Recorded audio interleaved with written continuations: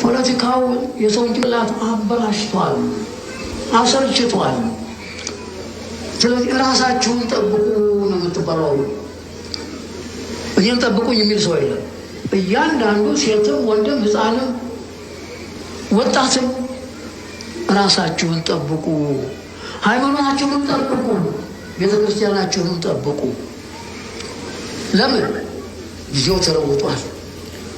እውነተኛው ጠባቂ ከእግዚአብሔር ተቀብቶ እስከሚመጣ ድረስ የተሰወረው እስከሚገለጥ አዋጁ በአዋጅ እስከሚመለስ ጥንቃቄ ከቤተ ክርስቲያን ይፈልጋል። ምዕመናን ይህን መስማት አለባቸው። እግዚአብሔር ሀገሪቱን እንደማይተዋት እርግጠኛ ነኝ።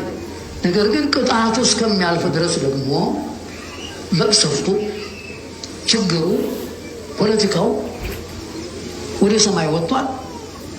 ነፋስ እስከሚበትነው ይቆያል።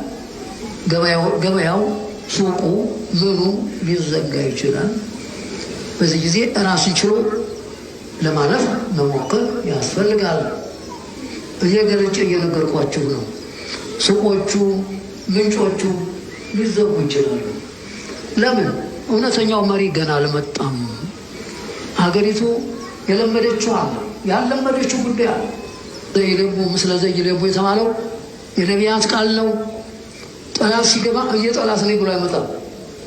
እኔ ባለቤት ነኝ፣ ወዳጅ ነኝ፣ የቤተክርስቲያን ልጅ ነኝ ብሎ ነው የሚመጣው።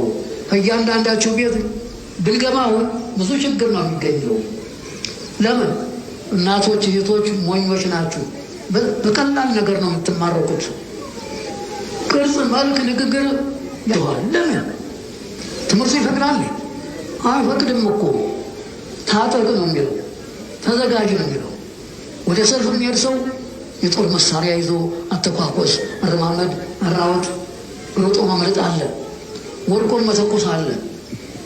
ትምህርት መጽሐፍ ቅዱስ ደግሞ ሰማያዊ ምድራዊ ዓለማትን ዘመናትን ፍጥረታትን በሙሉ አጠቃሎ የያዘ መመሪያ ነው። ይሄ መጽሐፍ ቅዱስ ፈረንጅ የተረጎመ እንዳይመስል።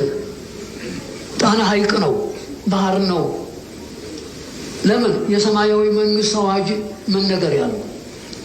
ዘመን ከዚያ ነው፣ ፍጥረት ከዚያ ነው፣ ሰማያዊ ምድራዊ ሰራዊት ከዚያ ነው። ሁሉም ነገር ከእግዚአብሔር ያልተሰጠ ነገር እውነት ሊሆን አይችልም። መንክርም የአንሄር በላይ ለቅዱሳን ይሁን።